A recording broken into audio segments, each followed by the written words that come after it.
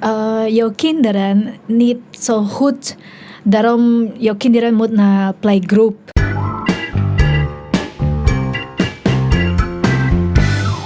Bu Mila, terima kasih ya. Selamat malam. Selamat malam juga, Pak. Terima kasih sudah berkenan hadir di Humaniora Studio. Oke. Jadi malam ini kita ngobrol-ngobrol karena Bu Mila kan sangat berkontribusi di perbatasan. Iya. Salah satu dari 2 kecamatan di Kabupaten Sintang, yaitu Kecamatan Ketungo Tengah ya. Itu kan berbatasan langsung dengan Malaysia ya. Iya. Jadi rumah tinggal Bu Mila di Kecamatan Meraka ya. Iya. Kecamatan Ketungo Tengah. Ibu kota kecamatannya ya Meraka itu ya. Iya. Atau desa Wirayuda. Itu berbatasan. Jadi menurut saya mungkin Bu Mila ini adalah perempuan pejuang atau pahlawan perbatasan lah gitu ya. Nah, kenapa? Karena Bu Mila kan sekarang menjadi ketua Perpustakaan Apung ya. Iya, betul. Jadi Perpustakaan Apung itu yang tempo hari digagas oleh dibangun oleh Kodim 1205 Sintang ya. Iya. Kemudian Bu Mila lah yang menjadi ketuanya di sana. Iya. Karena kenapa kemudian menjadi ketua perpustakaan itu ya karena memang kebetulan juga tertarik dengan dunia pendidikan ya. Betul sekali. Jadi Bu Mila sekarang sebelum menjadi ketua Perpustakaan Apung itu sebagai apa dulu di sana? Saya pernah juga. Enggak, sebelum Perpustakaan Apung mengelola itu ya apa namanya? TK atau? TK ya. Bukan PAUD ya? Bukan. TK ya. TK. Nah, itu ceritanya gimana itu? Memang basic saya tuh guru TK. Oh gitu. Iya. Dulu sekolahnya guru TK ya, Iya. kuliahnya ya. Iya. Di mana itu Bu? Di Jakarta. Wah di Jakarta. Berapa lama di Jakarta? Dari tahun 2004 sampai tahun 2005. Enggak, 2008. 3 tahun lah. 2004 sampai 2008, 3 Iya. tahun ya. Di mana itu? Universitas apa itu? 4 tahun. Universitas Teologi. Universitas Dia tuh, Teologi. Iya. STT namanya. Oh, STT Setia. Oh, Iya. Sekolah Tinggi Teologi Injili Arastamar. Injili Arastamar. Iya. Di mana tepatnya di Jakarta itu? Di Jakarta Timur. Jakarta Timur. Waktu itu. Berarti Jakarta Timur Kampung itu Pulau. Kampung Pulau.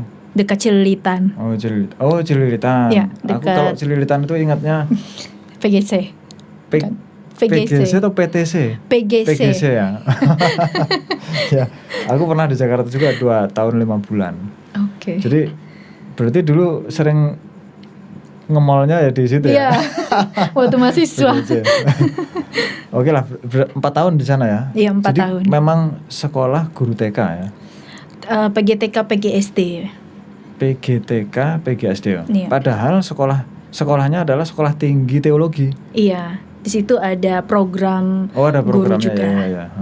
Tapi program gurunya bukan diarahkan untuk TK-nya TK teologi gitu, bukan ya? Bukan. Nggak ada. TK teologi nggak ada ya. Enggak. Kalau sekolah tinggi baru ada teologi ya.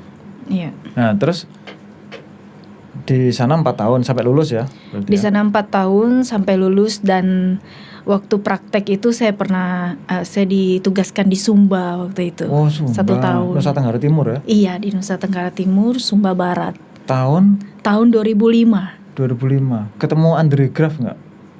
Yang orang Prancis penggali sumur di Sumba itu. Enggak, kita di desa di pelosok. Jadi Loh, iya, Andre Graff itu juga di pelosok. Andre Graff itu penggali sumur dari Prancis itu. Coba. Itu gali manual begitu Bu di pelosok.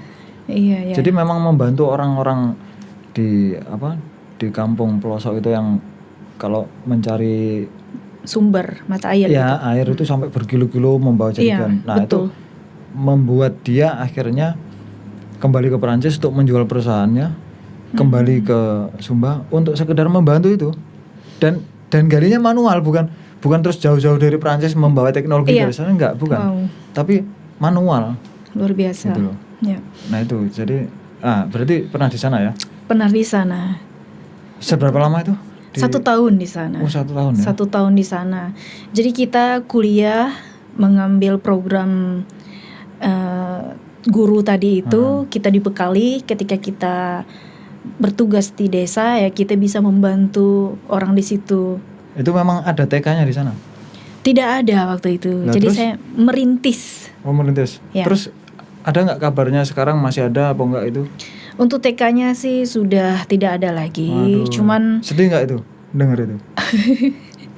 Mendengar TK-nya yang sudah dirintis itu sekarang sudah nggak ada, rasanya gimana? sudah tidak ada, udah dibuat tempat gereja seperti itu. Oh gitu. Iya, cuman ada tempat baru lagi. Oh, berkembang jadi lagi. nggak sedih lah ya? Enggak. Karena tidak adanya itu karena berkembang. Iya, dan Bukan- alumni di sana juga selalu kontak dengan saya, Oh, orang gitu. tua di sana aja. Ya.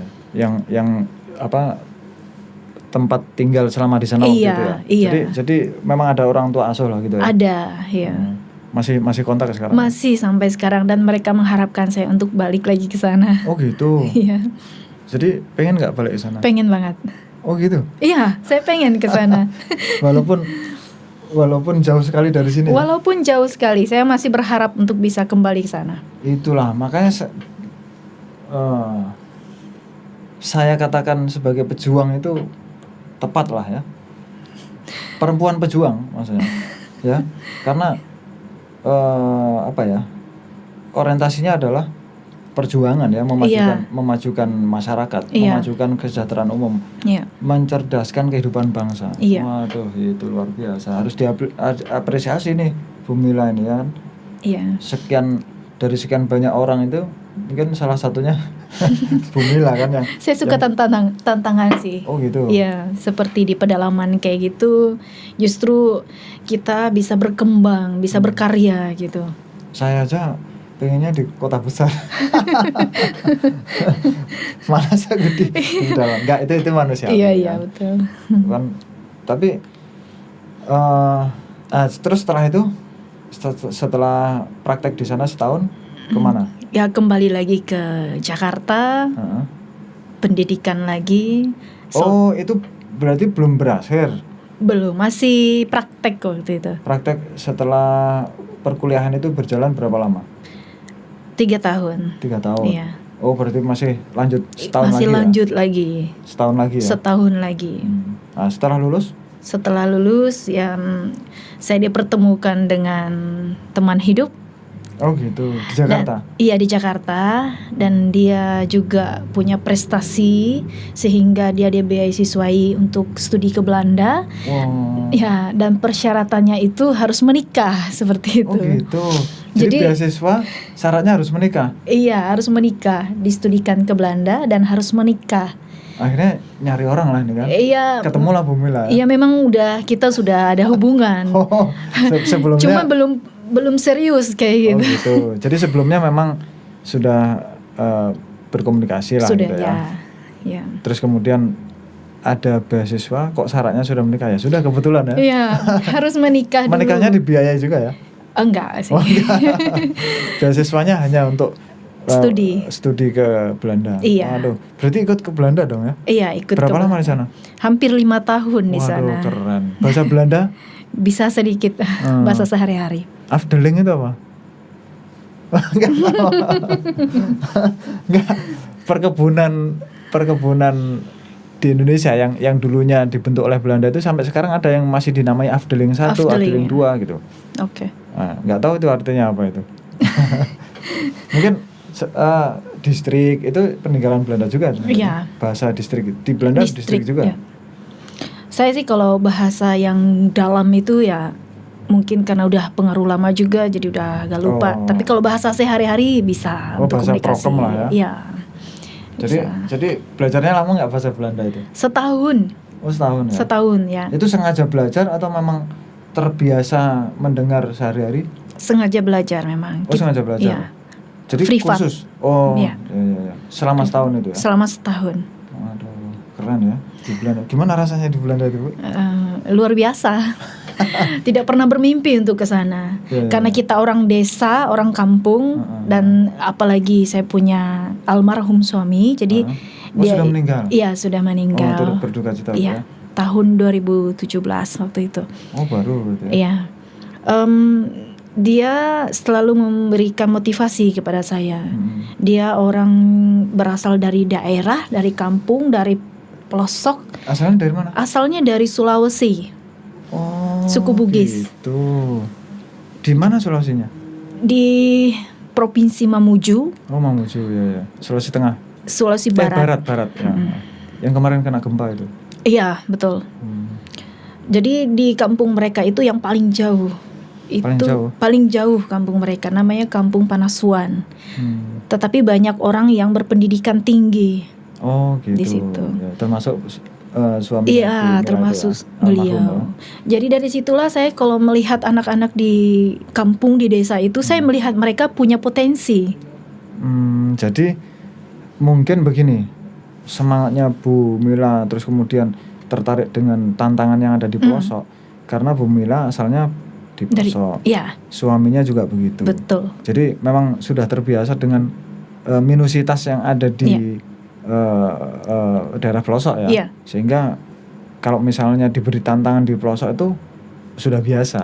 Makanya sekali lagi tepat ini kalau saya sebut sebagai perempuan pejuang. Ini patut diapresiasi nih oleh siapapun lah ya. Ya, mudah-mudahan sukses lah ya Bu ya. Amin. Terus di Belanda itu almarhum suaminya Bu Mila studi apa itu? Mengambil studi apa? Dia mengambil master teologi. Oh, master teologi. Ya. Di selama 5 tahun itu? 4 tahun lah. Oh, jadi, master biasanya lebih singkat ya daripada sarjana ya. Ini mungkin di sana memang programnya lama ya? Iya. 3 tahun sih sebenarnya, cuman ada perpanjangan waktu seperti itu kita di sana. Apa yang didapatkan dari sana untuk Bu Mila sendiri? Banyak yang saya dapatkan di sana. Yang pertama karena saya memang basicnya pendidikan guru ya. Jadi saya langsung keguruan ya. Iya, keguruan. Jadi saya melihat bagaimana cara mereka mendidik anak di sana.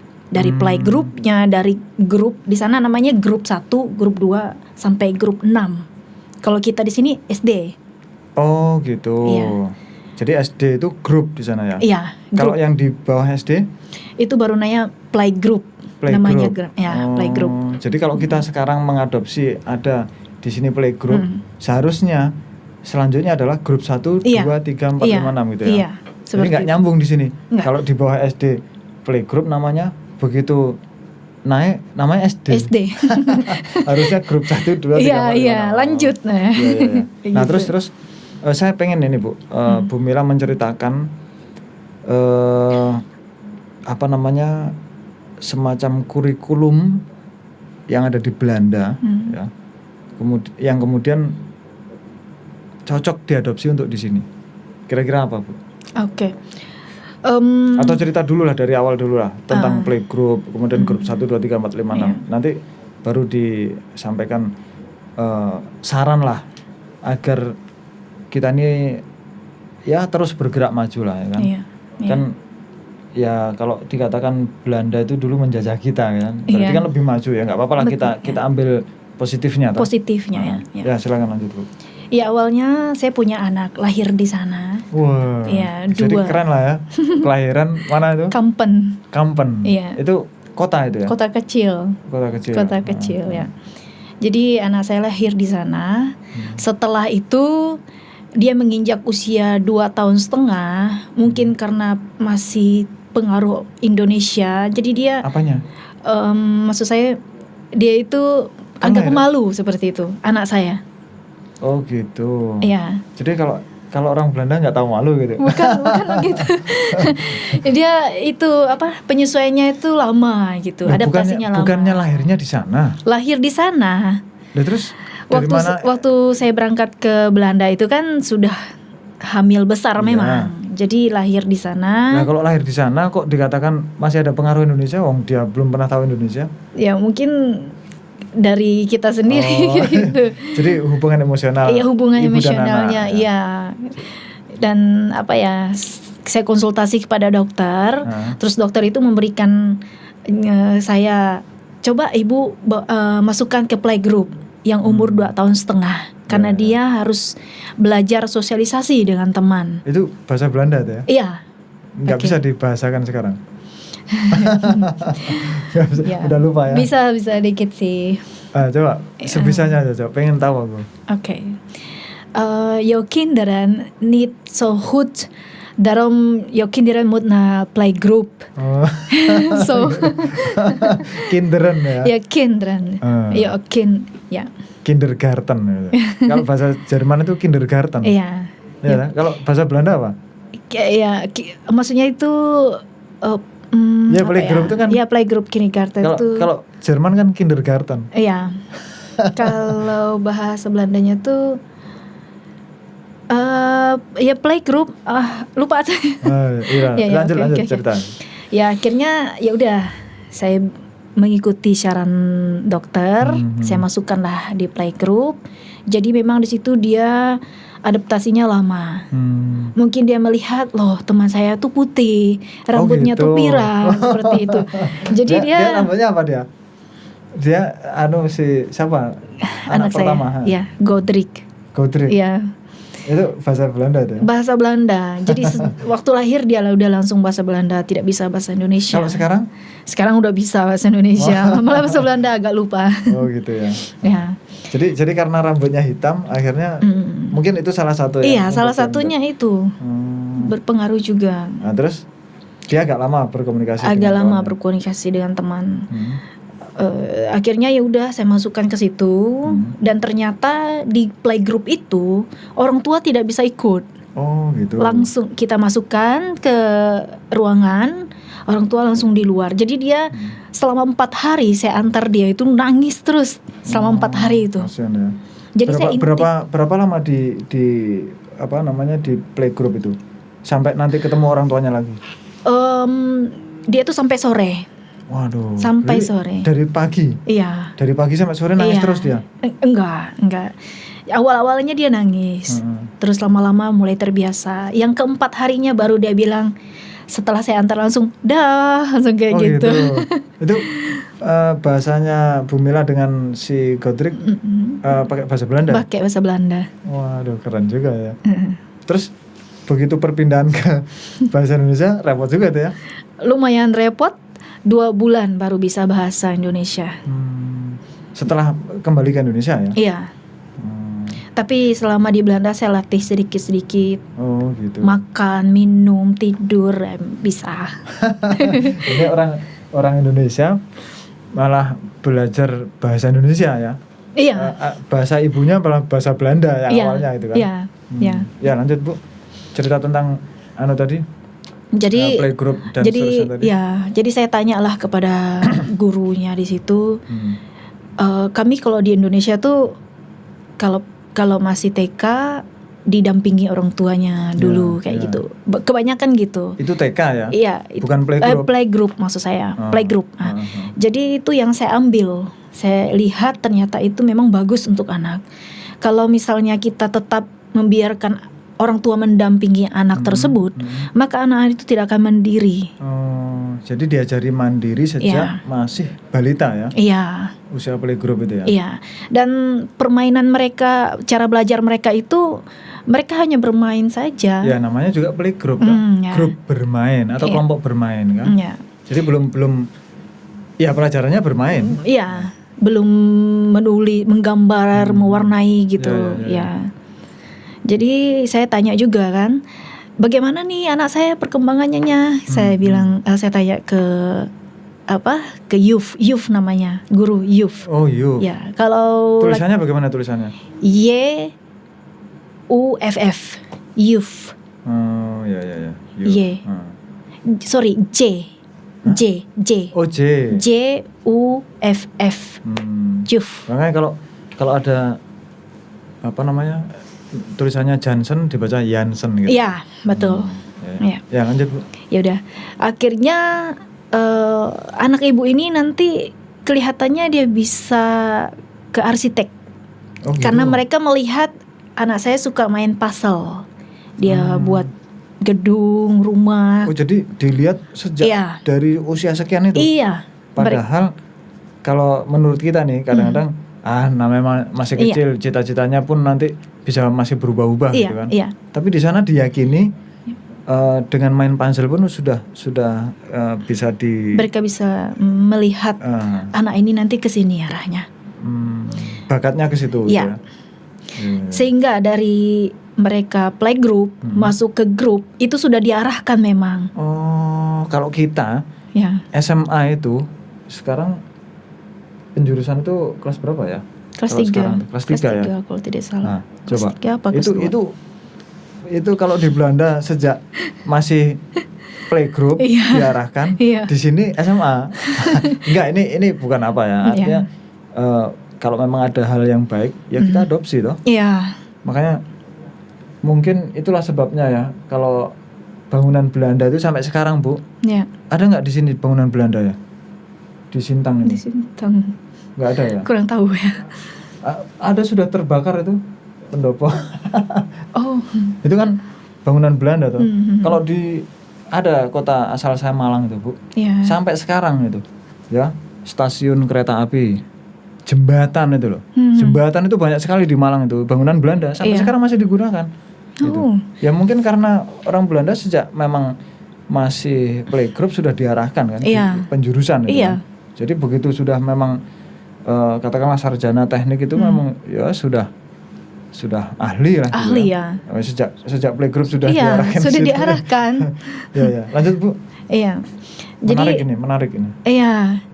Sehingga saat ini ketika saya menjadi guru di Indonesia, saya coba terapkan ini. Saya melihat anak-anak itu dia punya cita-citanya kemana nanti. Ya. Berarti sudah bisa kelihatan ya orang anak muridnya Bu Mila di Merakai sana sudah ada yang kelihatan ya? Iya, sudah ada yang kelihatan. Dengan teknik keguruan dari Belanda itu. Luar biasa ini. Ya udah, jadi guru di Sintang aja. Ya lanjut Bu, lanjut. Ya kemarin ya mungkin saya nyimpang sedikit. Kemarin kan pas kebetulan tema pekerjaan. Jadi semua anak yang punya cita-cita misalnya jadi dokter, jadi tentara. Jadi saya bilang sama orang tua mereka, tolong dukung mereka, belikan pakaian yang sesuai dengan cita-cita mereka. Itu apakah sudah bisa dijadikan dasar Bu? Kalau tadi kan anak itu senang main puzzle, itu mungkin memang kejiwaannya. Iya. Kalau ditanyai anaknya pengen jadi apa? Oh pengen jadi tentara. Loh, itu belum tentu memang dia kejiwaannya ke situ karena mungkin sehari-hari dia lihat tentara. Betul. Misalnya, atau pengen jadi dokter karena sehari-hari lihat dokter. Betul. Apakah bisa dijadikan dasar itu? Memang tidak sepenuhnya, tetapi kita memperkenalkan profesi itu sesungguhnya. Misalnya kalau tentara. Jadi tugas tentara itu seperti apa? Ya. Setelah mereka menggunakan kostum itu, mereka akan merasa termotivasi. Dan saya sebagai guru bertugas untuk mencarikan narasumber yang bisa mengisi pola pikir mereka.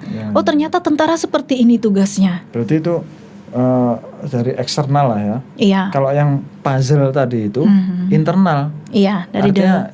Ada bakatnya memang gitu. Tapi kalau dia bercita-cita tentara, dokter, polisi yang karena eksternal dia melihat di luar gitu, itu belum tentu bakatnya ke sana gitu kan. Belum tentu. Hanya ada beberapa anak yang memang saya tanya juga orang tua mereka, apakah benar dia punya cita-cita misalnya tentara? Ternyata memang sudah lama dari sebelum sekolah memang dia sudah mempunyai keinginan seperti itu. Jadi tugas kita sebagai orang tua, kita dukung mereka dari sejak dini.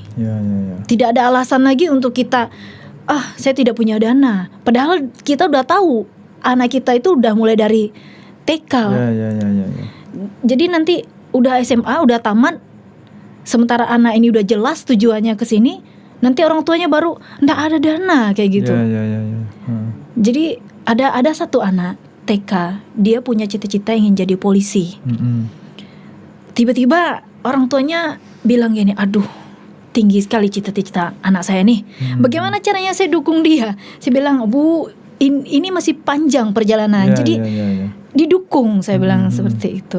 Justru waktunya masih banyak itulah kemudian bisa kita siapkan sedemikian rupa ya, dukungan kita kepadanya gitu ya. Iya. Ya. Jangan pesimis dulu gitu. Ya, betul sih. Saya sepakat itu, Bu.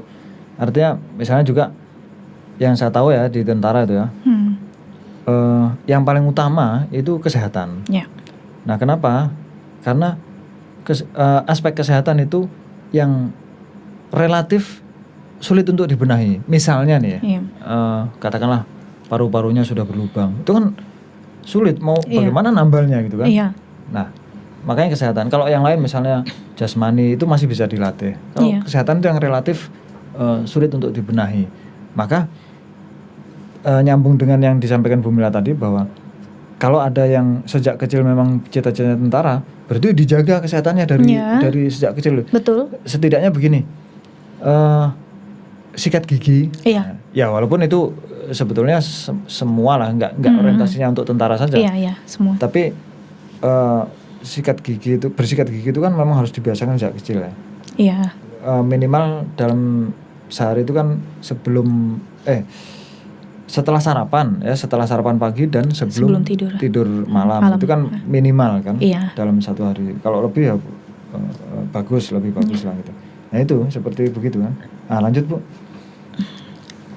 Yang tadi playgroup di Belanda tadi. Di Belanda. Jadi setelah playgroup diarahkan ke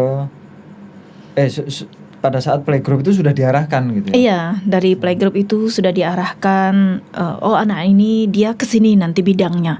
Jadi memang di playgroup itu sudah ada jurusan-jurusan begitu kan? Belum, hanya permainan kan lengkap di sana. Di dalam permainan dia diarahkan. Ketika dia suka ini arahnya ke sana gitu. Iya. Jadi ada kelasnya sendiri gitu kan? Enggak.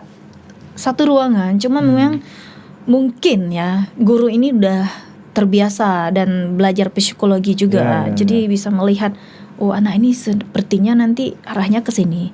Saya selalu konsultasi dengan gurunya, ini nanti Godric seperti apa sih di kelas. Terus Bu, ternyata dia ini dia tekun. Dia orangnya teliti.